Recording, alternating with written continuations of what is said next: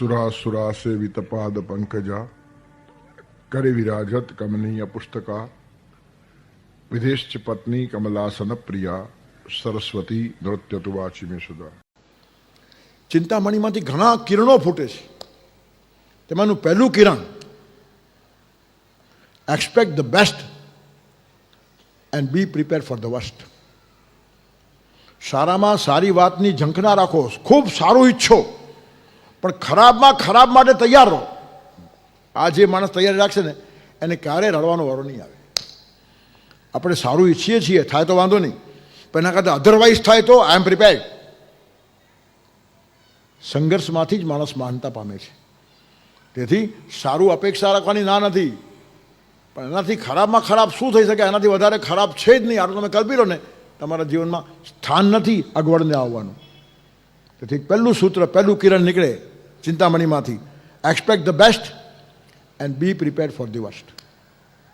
બુદ્ધ ભગવાનના શિષ્યો જ્યારે ધર્મ પ્રચાર માટે જવા લાગ્યા ને, ત્યારે ભગવાન બુદ્ધે એમની પરીક્ષા કરી કે તમે જાઓ તો છો ખરા, પણ કોઈ ગામમાં ગયા અને એકે માણસ સાંભળવા નહીં આવે તો.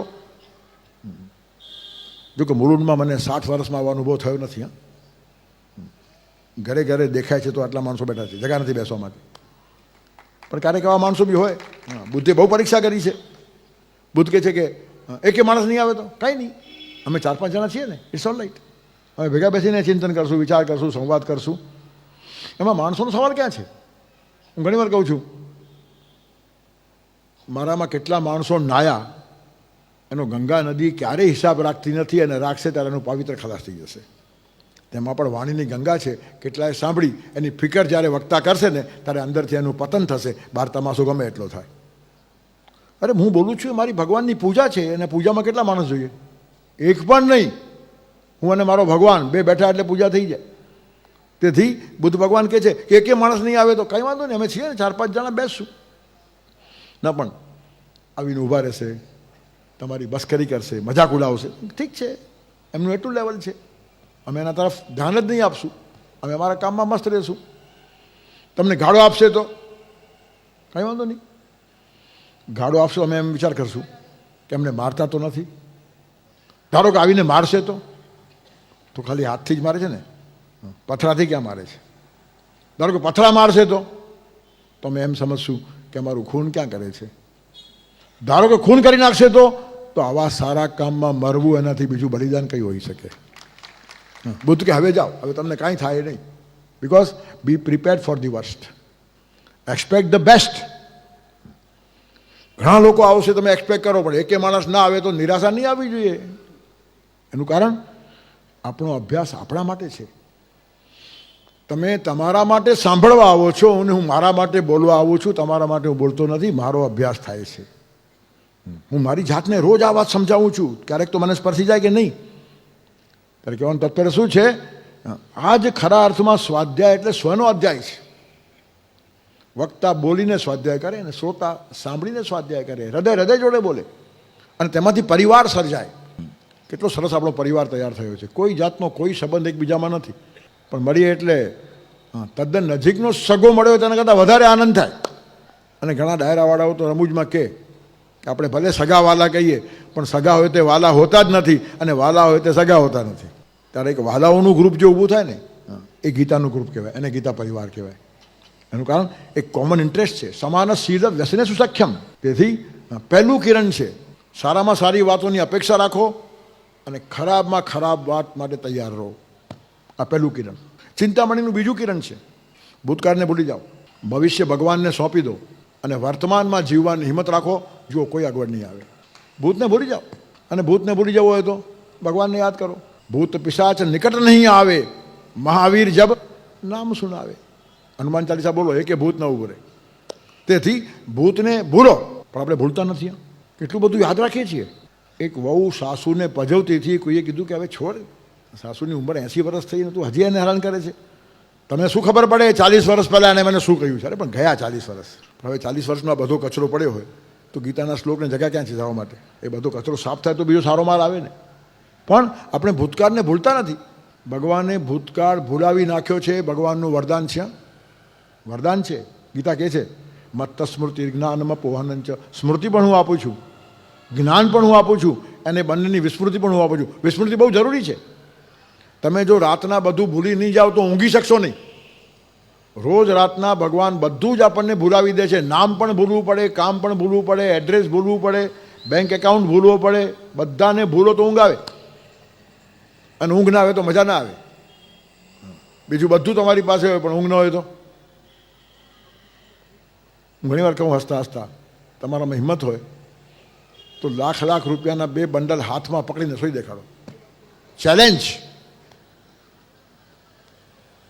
કોઈ પૈસાવાળો હિંમત કરી શકે કે આ 2 લાખ રૂપિયા તારા હાથમાં રાખ, અને આખી રાત સૂતે તો 2 લાખ તારા પાછા આવશે નહીં, રહી રાખી નહીં શકે. ઊંઘ આવે જ નહીં. બધું છોડ્યા પછી ઊંઘ આવે છે. અને પાછા સવારના કહીએ બહુ મજા આવી. શું મજા આવી?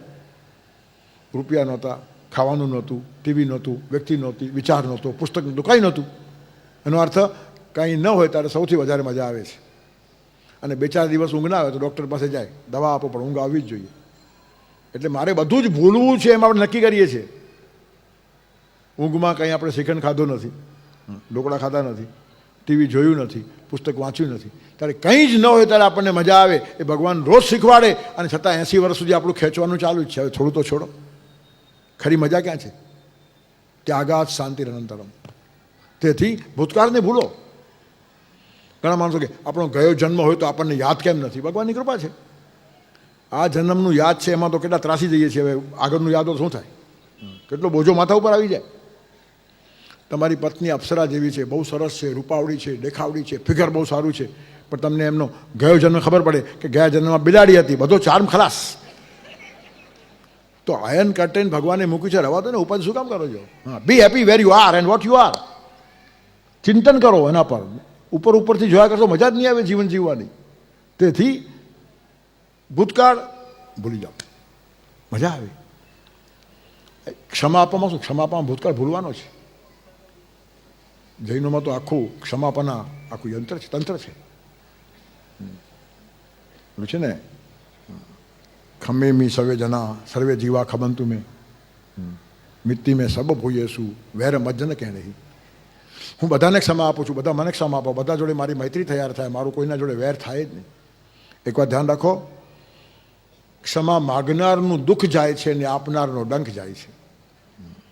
તમે ક્ષમા માગી લો, દુઃખ ચાલી જાય, હળવા થઈ જશો. અને ક્ષમા આપી દો, ડંખ જશે તો ડંખ કાયમ રહેશે, ડંખ જતો જ નથી. તેથી ક્ષમામાં બધાને જ ફાયદો થાય છે. હું ઘણી વાર એક ઉદાહરણ આપું છું.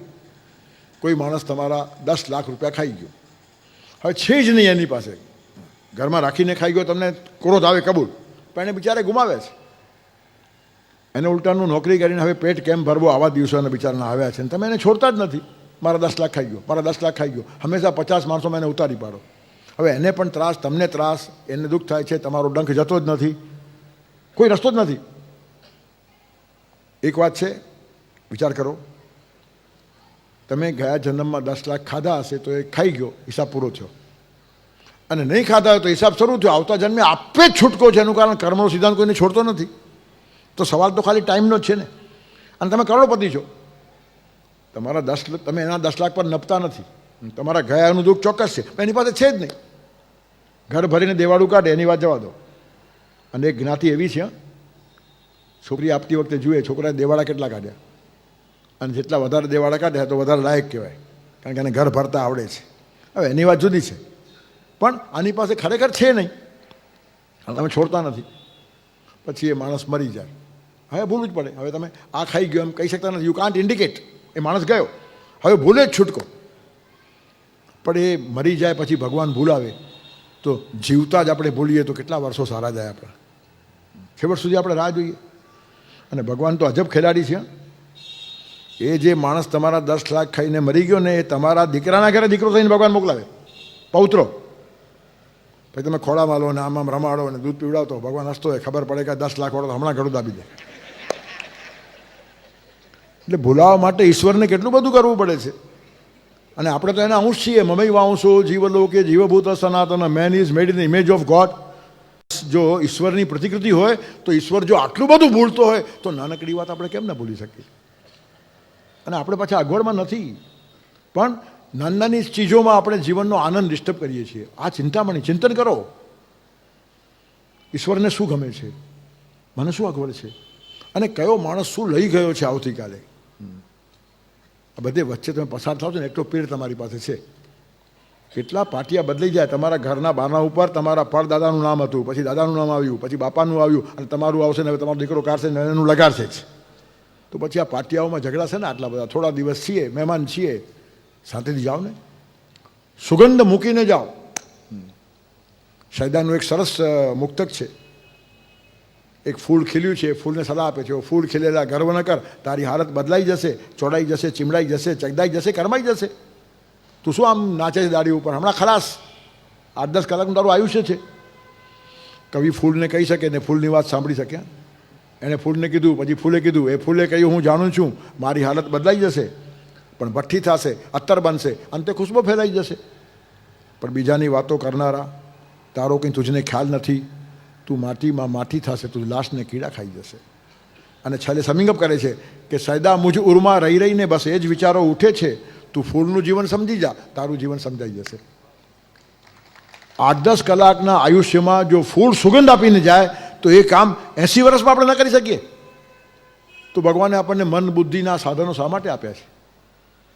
8-10 કલાકમાં જે ફૂલ કરી જાય છે તે કરવામાં આપણને 80 વર્ષ ઓછા પડે છે.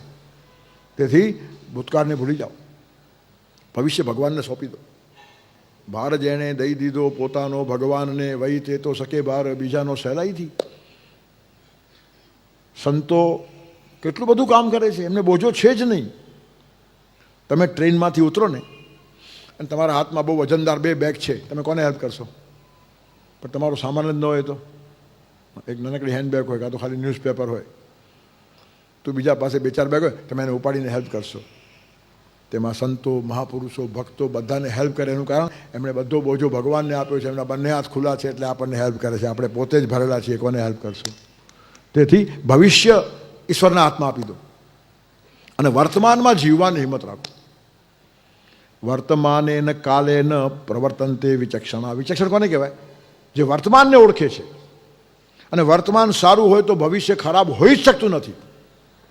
અને શાસ્ત્રીય ભાષામાં કહું તો કર્મ એ વર્તમાન છે ને ફળ એ ભવિષ્ય છે. કર્મ કરો છો અને ફળ મળવાનું છે. તો કર્મ સારું હોય તો ફળ ખરાબ કેવી રીતનું આવશે? પણ એક વાત ધ્યાન રાખો, કાંદા વાવીને કસ્તુરી મળતી નથી. જે વાવશો તે મળશો. જેવી કરે છે કરણી તેવી તુરત ફળે છે, બદલો ભલા બુરાનો અહીંનો અહીં મળે છે. તો વર્તમાનમાં જે માણસ જીવે છે તે વર્તમાન બગાડતો જ નથી.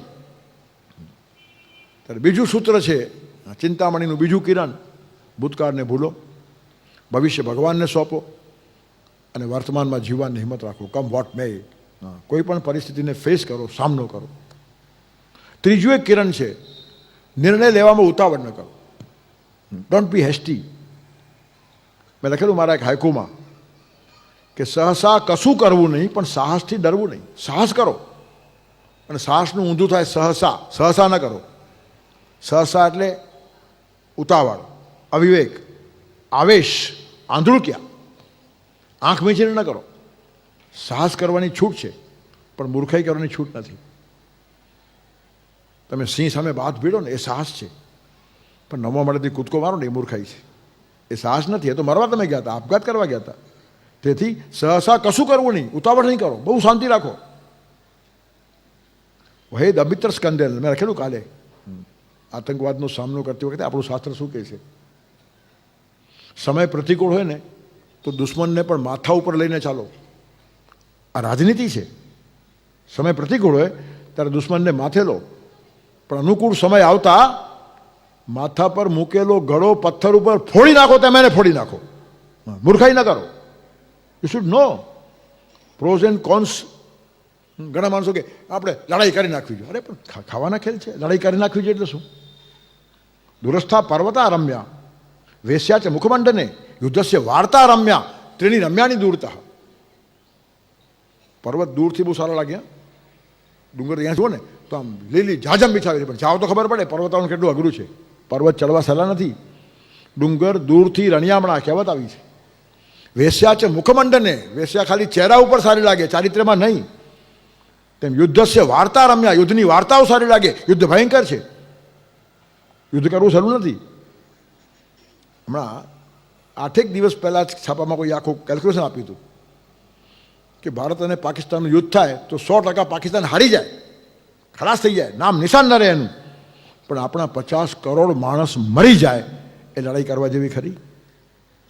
50 કરોડ માણસ એટલે અડધી આબાદી ખલાસ થઈ, 1 અબજમાંથી અડધો અબજ મરી જાય એટલે ઘરે ઘર સ્મશાન થઈ જાય. તેથી યુદ્ધ પણ મૂર્ખાઈથી ન કરાય. વગર યુદ્ધે પણ શત્રુને ખલાસ કરવાની કેટલી કલા હોય છે. ચાણક્ય પાસે બેસવું પડે, કૃષ્ણ પાસે બેસવું પડે, મહાભારત પાસે બેસવું પડે. વિદુરજી ભક્ત હતા પણ મૂર્ખા નહીં હતા. ભક્ત દક્ષ હોય છે, અનપેક્ષ સુચિર દક્ષ ઉદાસીનો ગતવ્ય. ગીતામાં 12મા અધ્યાયમાં કહ્યું છે, ભક્તિયોગનો અધ્યાય. પણ પાંડવોને લાક્ષાગૃહમાં બાળી નાખવાનું જે કાવતરું છે તે વિદુરના કારણે નિષ્ફળ ગયું છે. આ એક જ માણસે કામ કર્યું છે.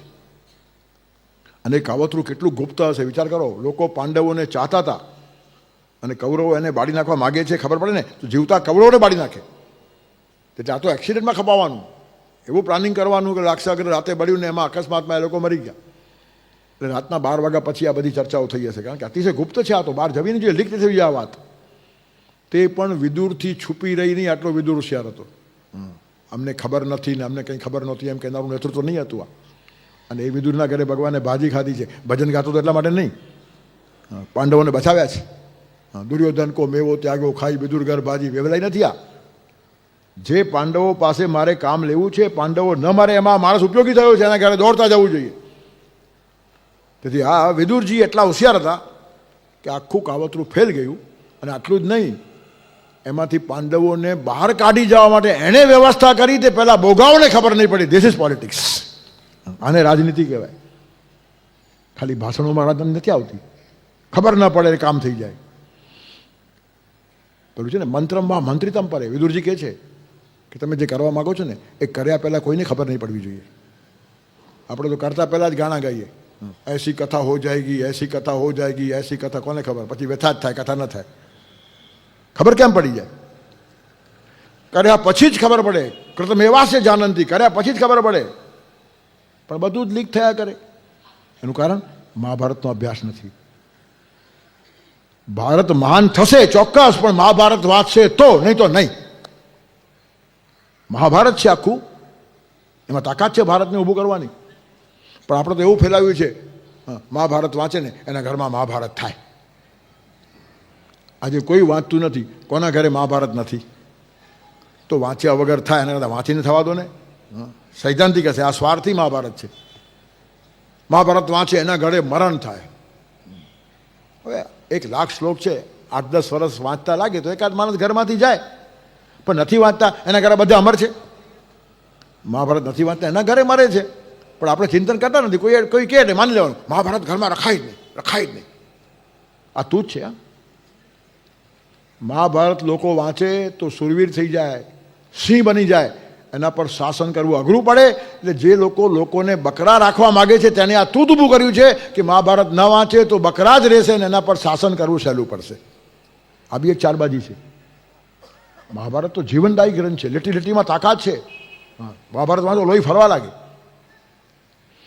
મારા મોઢામાં ક્યારેક મહાભારત શબ્દ આવે ને મારું લોહી ફાસ્ટ ફરે એકદમ. કારણ કે બધા ચિત્રો આંખ સામે દેખાય. શું શું બધા માણસો હતા, એક એક વીર લોકો હતા, જેવા તેવા હતા નહીં. આજે તો એવું જોવા મળે છે કે મર્દની મોકાણમાં જાવું ભલું, પણ હિજડાઓની જાનમાં જાવું નહીં. અરે માણસ મરી ગયો હોય તો એની સ્મશાન યાત્રા પણ શોભે, અને હિજડાઓના લગ્ન પણ શોભતા. જાનમાં જવાય? નપુંસકની જાનમાં જઈને કોનો વિકાસ થવાનો હતો? તેથી આખું શૌર્ય મહાભારતમાં ભરેલું પડ્યું છે. ત્યારે જીવનની અંદર ઉતાવળા નિર્ણય ન કરો, ધીરજથી કામ લો, વિચારપૂર્વક કામ કરો. અને વિચાર પણ પાછો શિસ્તબદ્ધ હોવો જોઈએ. ગામડાના એક પટેલ એકવાર મુંબઈ આવેલા, વર્ષો પહેલાંની વાત. ભત્રીજાના ઘરે ઉતર્યા અને ભત્રીજા પાસે એક આરામ ખુરશી હતી. એમાં બેઠા, મજા આવી ગઈ. 15 દિવસ રોકાયા. પછી ગામમાં ગયા અને ગામના સુથારને બોલાવ્યો કે હવે આરામ ખુરશી બનાવ. હવે તે વખતે ગામડામાં આરામ ખુરશી નહીં અને સુથારને આવડે નહીં. ગમે એટલી મહેનત કરે પણ આમ ડોલે એવું થાય જ નહીં. એનું બચારો મનની મનમાં રહી ગઈ, આપણે બેસી આવ્યા ને હવે અહીંયા આવું કંઈ થતું નથી. બહુ અંદર પીડા થાય.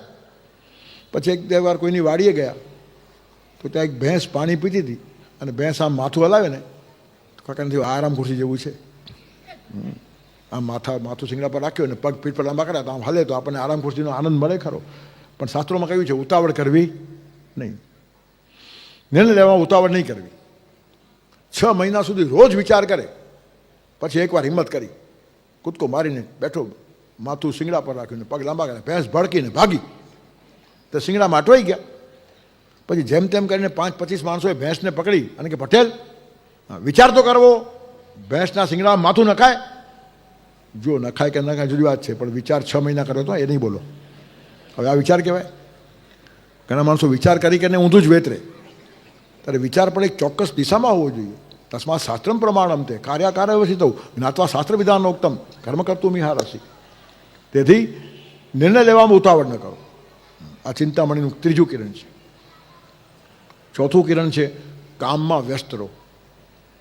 નવરો બેઠો નખો દ્વારે, નવરા પડો નહીં. Empty mind is devils workshop. કેટલાક માણસો નવરા જ બેઠા હોય, કશું કારણ નથી. અંદર ભલતી જ વાતો નિર્માણ થાય. એક માણસ હતો,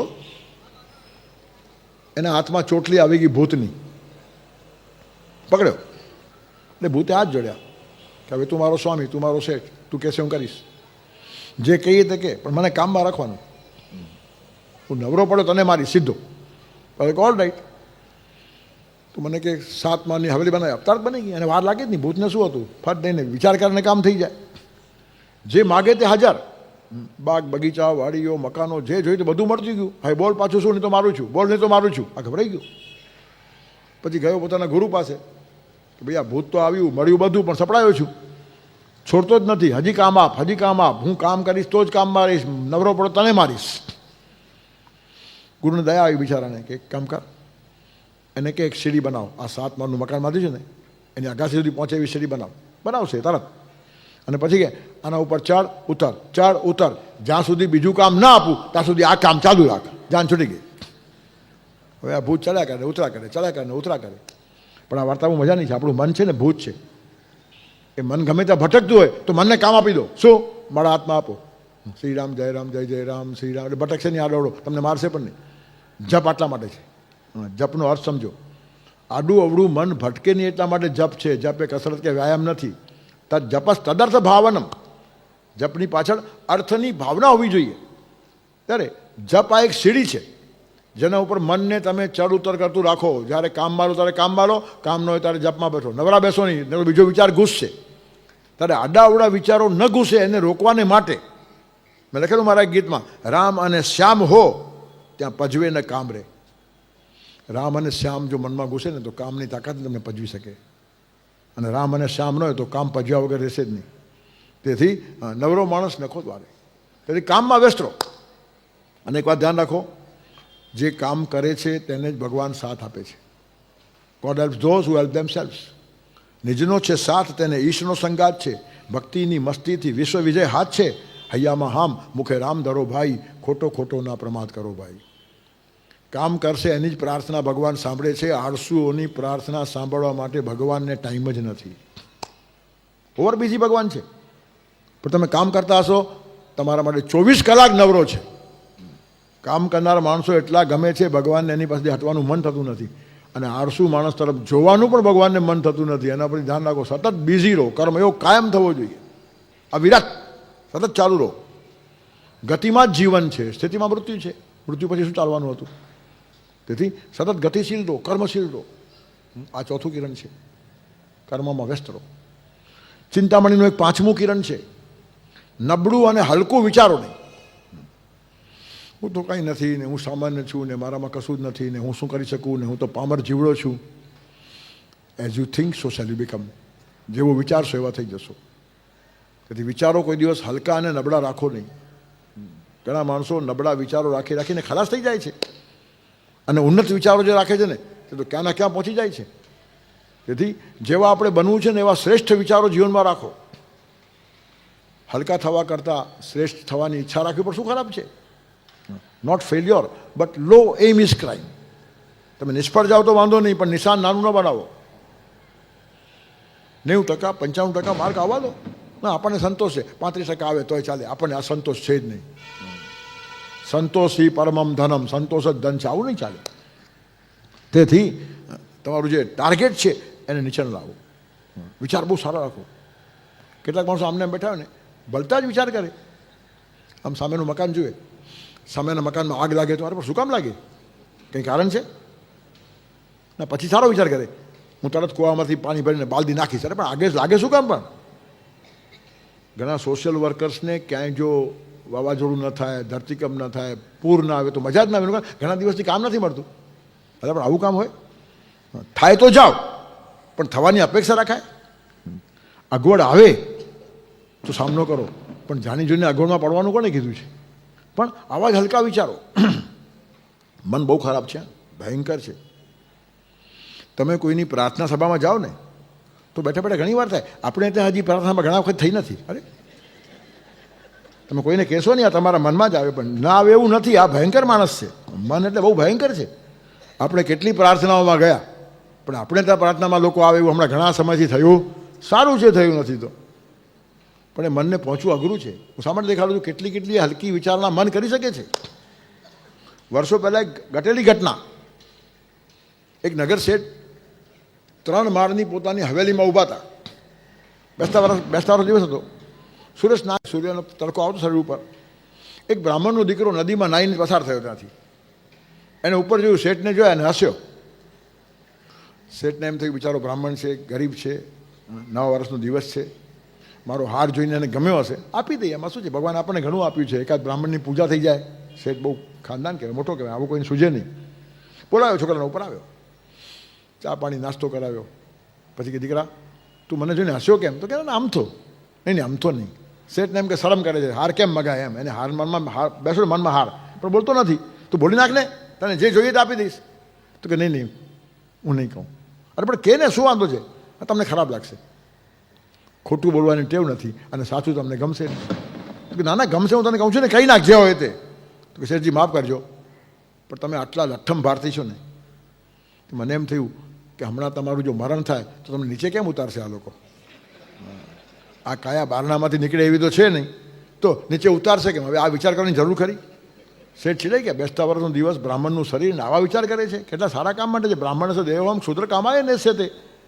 એને પૂરી નાખ્યો રૂમમાં કે અક્કલ નથી આને. થોડી વાર એનો બાપ આવ્યો, ત્યાં મારા દીકરાને પકડી રાખ્યો જેવા સમાચાર મને મળ્યા. તો કે જુઓ ને કેટલો અક્કલ વગરનો સંસ્કાર તો એને આપો. મને કેટલો ભાવ થયો, એને બોલાવ્યો, નાસ્તો કરાવ્યો, જે માગે તે આપવા તૈયાર હતો. શા માટે હસ્યો એમ પૂછ્યું હતું કે હું મરી જાઉં તો મને નીચે કેમ ઉતરશે, એને શું કામ ફિકર કરવાની? બાપ કે સાવ સાચી વાત છે, અક્કલ વગરનો છે. તમે મરી જાઓ તો નીચે કેમ ઉતારવું એની ફિકર કરવાની વાત છે? અરે 3 ટુકડા કરી નાખી જરૂર પડે તો. વળી બાપ એનાથી એક સ્ટેપ આગળ ગયો, એને પણ રૂમમાં પૂર્યો. પછી પેલો દાદો આવ્યો, એનો બાપ પાછો લાકડી દઈને કે મારો દીકરો ને મારો પૌત્રો અહીંયા છે. તો કે હા છે ને, કંઈ સંસ્કાર તો આપો એ લોકોને. પેલો કે હું મરીશ તો નીચે કેમ ઉતારશું? તમારો દીકરો વળી કે 3 ટુકડા કરી નાખશું. આ બધું શું ચાલે છે? તો કે જવા દો.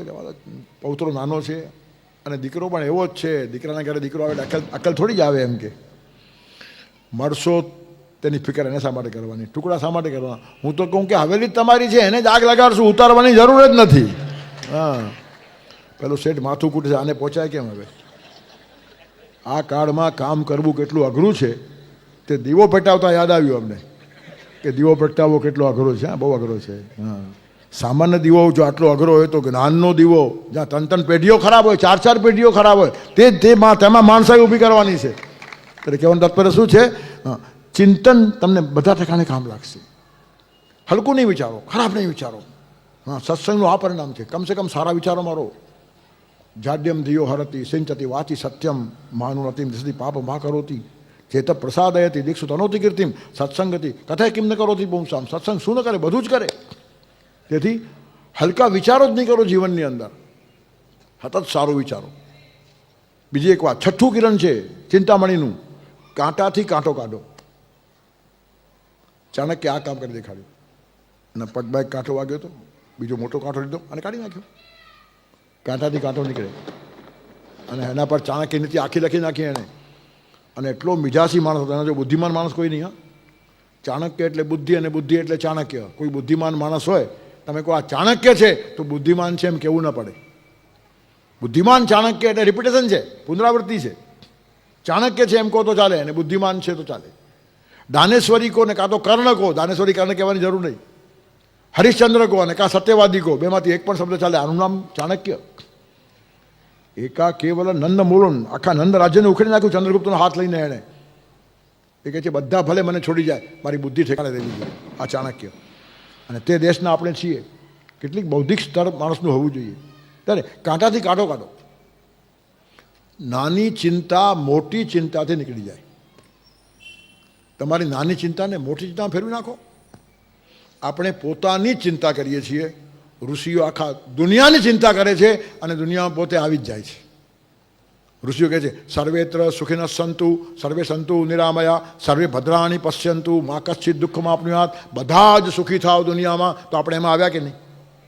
તો આપણે સુખી થઈએ આટલું કરી તો આટલું બીજા બધા આવતા નથી.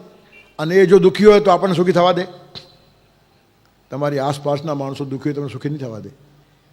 અને એટલે જ વહેંચીને ખાવાની વાત યજ્ઞીય ભાવનાની કલ્પનાથી ગીતા આપી છે. એટલા માટે આપી છે કે આખા વાતાવરણની વચ્ચે આપણે રહેવાનું છે. ત્યારે બધાના હિતનો વિચાર કરો. સર્વેત્ર સુખિનઃ સંતુ સર્વે સંતુ નિરામયા. રામદાસ સ્વામી અડધી રાતે ઉઠીને રડતા હતા. એની માએ જોઈ લીધું. માને એમ થયું એને પરણાવવા લઈ ગઈ હતી, લગ્ન મંડપમાંથી આ માણસ ભાગ્યો નારાયણ. એનું કારણ ગોર મહારાજે કીધું સાવધાન, અને સાવધાન થઈ ગયો કે આમાં પડવા જેવું નથી. જાગૃત આત્મા હશે. ગોર મહારાજ સાવધાન તો બધાને જ કહે છે, પણ ભાગનારા કેટલા? ધરા જે કેવું હતું કે હું તો પરણીશ, પણ આ ભાગી ગયો. પણ એની માને એમ થયું કે એના બધા મિત્રો મોટા થયા, એમનું કુટુંબ થયું, એમના સંતાનો થયા, તો હવે એને એમ થતું મારી ભૂલ થઈ ગઈ. તો કે રામદાસ ચિંતા નહીં કર, હજી લગ્ન થાય એમાં શું છે, ઘણા મોટી ઉંમરે પરણે છે, કે મોટી વાત નથી. રામદાસ હસવા લાગ્યા કે બા તને ખબર નથી, મને મારી ચિંતા નથી, આ ચિંતા કરતો વિશ્વાસી. હું આખા દુનિયાની ચિંતા કરું છું કે આટલું સ્તર નીચે આવ્યું છે, હું કેટલે પહોંચી વળીશ. એટલે રાતના રડી રડીને મા પાસે શક્તિ માગું છું કે મને શક્તિ આપ કે આ વિશ્વમાં બહુ મોટું કામ કરી શકું. હવે એની પોતાની ચિંતા ક્યાં વચમાં આવે? સંતો પણ ચિંતા કરે છે. આપણે પરમ દિવસે જોવાના છીએ, વૈષ્ણવજન તો તેને રે કહીએ જે પીડ પરાઈ જાણે રે. પણ એ બીજાના પીડાની ચિંતા કરે, પોતાની નહીં. તેથી સંતોની ચિંતા અને આપણી ચિંતામાં ફરક શું? આપણી ચિંતા બાવળના કાંટા છે અને સંતોની ચિંતા ગુલાબના કાંટા છે. મુલાયમ છે, એની પાછળ એક સુંદર ભાવ છે. તેથી કાંટાથી કાંટો કાઢો એ મોટા મોટી વાત છે. ત્યારે ચિંતામણીમાં આ બધી જ વાતો આવતી જાય, એક એક પછી એક એક કિરણ ફૂટતું જાય અને એ ઠેઠ સુધી આપણને લઈ જાય. અને છેલ્લું 7મું કિરણ છે, સપ્ત કિરણ ચિંતામણીનું 7મું કિરણ શું છે? તો ઈચ્છાઓ સાચી અને સારી રાખો. સારી પણ હોવી જોઈએ અને સાચી પણ હોવી જોઈએ. એન્ડ જસ્ટિફાય ધ મીન્સ આ એક વિચાર છે. પણ ગાંધીજીનો વિચાર જુદો હતો કે સાધન શુદ્ધિ વગર જીવન સિદ્ધિ મળતી નથી. તેથી ઈચ્છા સારી પણ હોવી જોઈએ, સાધનો પણ સારા હોવા જોઈએ, તો કોઈ અગવડ આવશે નહીં. તેથી સાચી અને સારી, અને એની પછવાડે તમારું વિલ પાવર ઊભું કરો. કાર્યમ પાતયામી વા દેહમ, કાર્યમ સાધયામી વા દેહમ પાતયામી. કોઈ એવી પકડ જીવનમાં છે જ નહીં, કે વ્રત છે જ નહીં, નિષ્ઠા છે જ નહીં. હા, કરીશ કાં તો મરીશ, એવું એકાદ વાત છે જીવનમાં. એક વાત એવી હોવી જોઈએ, આ થવું જ જોઈએ, ઇટ મસ્ટ બી ડન. ગમે તે રીતે આને હું છોડીશ નહીં. એ લગન તમને ઉપર લઈ જશે. પ્રત્યેકના જીવનમાં આવી એક લગન હોવી જોઈએ, આવી એક અગન હોવી જોઈએ. અને તો જ પછી જો બધા જ કિરણો પ્રકાશના ફેલાવા લાગશે. વિલ પાવર બહુ મોટું હોય છે. ફોરેનમાં એક માણસની ઈચ્છા થઈ, અબજોપતિ માણસ. એણે એમ કીધું બધાને કે મારા મરી ગયા પછી મારી દફન ક્રિયા મારા ગામમાં કરજો. અને એ માટે બધી વ્યવસ્થા કરી. એને વિલમાં લખી ગયો. પૈસા તો પુષ્કળ, ચિંતા હતી જ નહીં. પણ એ જે ગામમાં મરી ગયો તો એ લોકોએ વાંચ્યું, પણ હવે ઠીક છે, મરી ગયા પછી હવે અહીંયા દાટ્યો કે ત્યાં દાટ્યો, શું ફરક પડે છે? અને એ ગામથી 2000 માઇલ દૂર હતો. એ લોકોએ ત્યાં જ દફનાવ્યો, 2000 માઇલ દરિયા કિનારે. પણ એનો વિલ પાવર એવો જબરો હતો, દરિયામાં ભરતી આવી, એ કફનની પેટી ખેંચાઈ ગઈ, દરિયામાં ગઈ, અને તરતી તરતી તરતી 2000 માઇલ ગઈ, અને જે ગામમાં હતો ત્યાં જઈને રેતીમાં બહાર ફેંકાઈ ગઈ. ત્યાંના માણસો આવ્યા, પેટી ખોલી, જોયું તો આપણા ગામનો માણસ, ત્યાં દફન કર્યું.